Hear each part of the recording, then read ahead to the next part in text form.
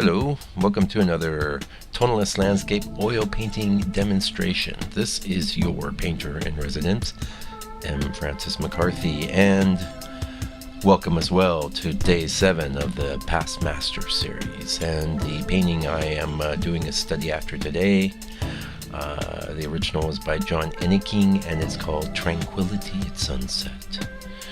And it's a pretty awesome painting.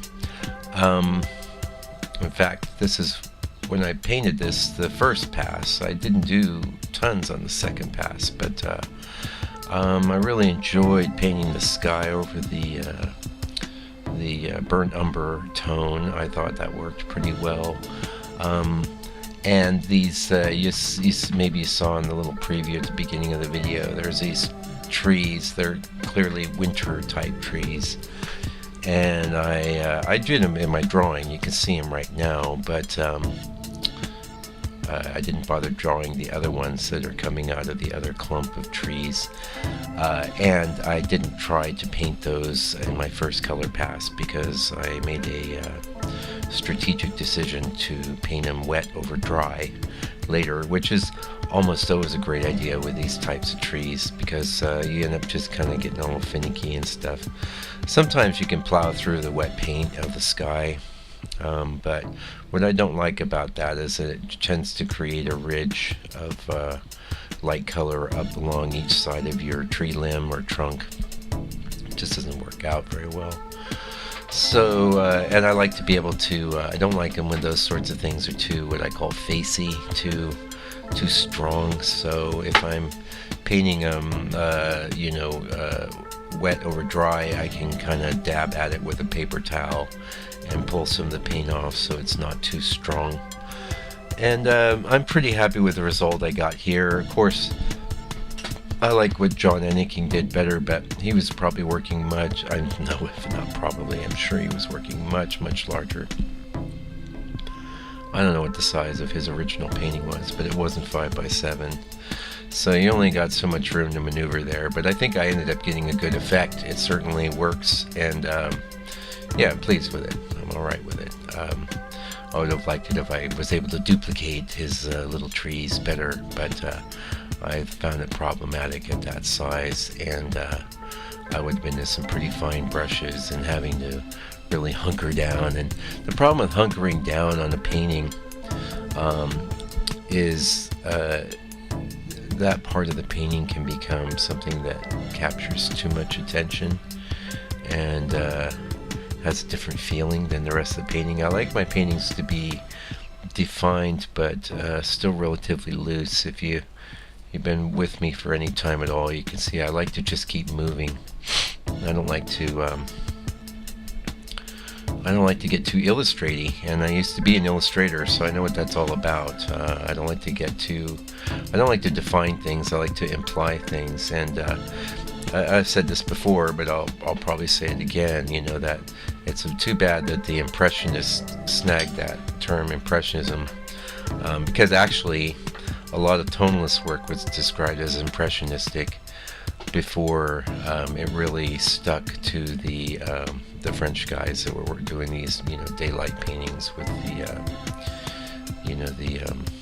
colors straight from the tube, and everything's being mixed visually, and that's become the definition of Impressionism. But I've always thought that was a bit of a cheat, because what are we doing if we're not doing an impression of a scene, and yet I don't work in what's classically referred to as an impressionist style. I work in the tonalist style. Anyway, you can see the sky. I really like that, and a little bit of mauve and goldy orange in the bottom there with the blues.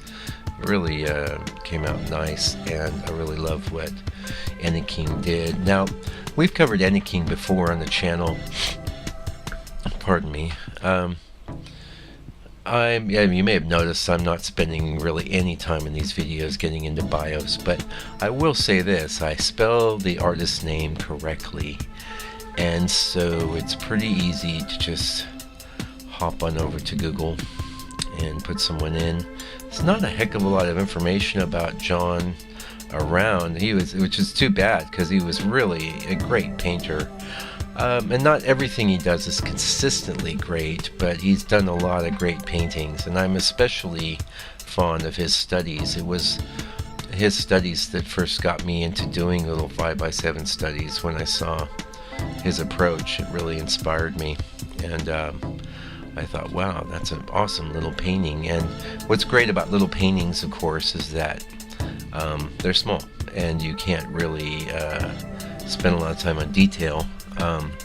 So you're forced to get things like brush fracture across, and color, of course, and composition, and those are the most important characteristics of any painting. The real challenge, of course, when you're scaling things up is to avoid the detail unnecessarily, and I do okay at that. Some artists do really phenomenal at that. I was looking at, I think his name is Robert Welling or something on Instagram. Really, really good artist. Somebody I count as being really, really good. And you could see he was doing a larger painting from his study, which was off at the side, and the study was great. The large painting was great too, and inspiring. Yeah. In fact, several artists I follow on Instagram that I count as being super phenomenally great, and that's always good. It's always good to look at the work of people that you think are great, and take some inspiration from that. By the way, if you hear some knocking in the background, that's because the window's open. It's summer here, and there's a bit of a breeze. Actually, thank goodness it's not. We've been having a bit of a heat wave today. It's been mostly overcast, so the sun's not blazing down so much.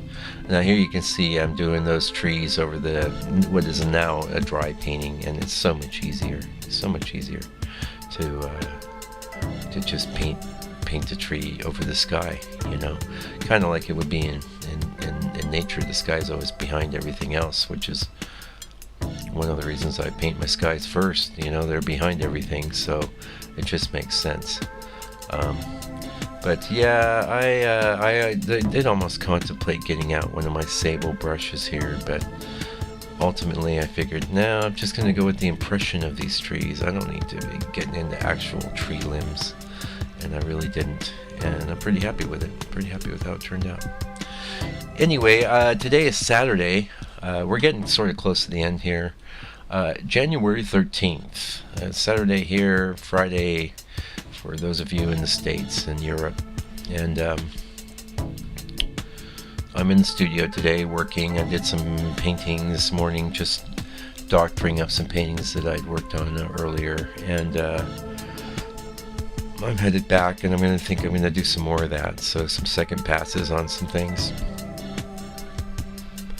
And I'm contemplating actually. I have one more scene set up, but it's going to be a vertical though, and I doubt I'll get into that today. But I might go in the studio tomorrow, maybe have a crack at that. Either way, that'll be coming up Monday, and then I'll be done with the studies of these 4 beach type scenes I'm going after. I do have one I'm going to share on Instagram. It's because I thought I was being clever. I thought I'd set up this super long photo that people could scroll, but Instagram wasn't having it. It made it a square.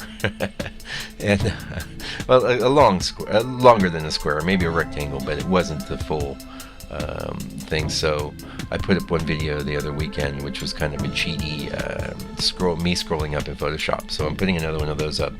It's at Tonalist Painter on Instagram, by the way, if you want to follow me there. Anyway, we'll be back again real soon. Meanwhile, please take good care, stay out of trouble, and think of John Enneking tonight.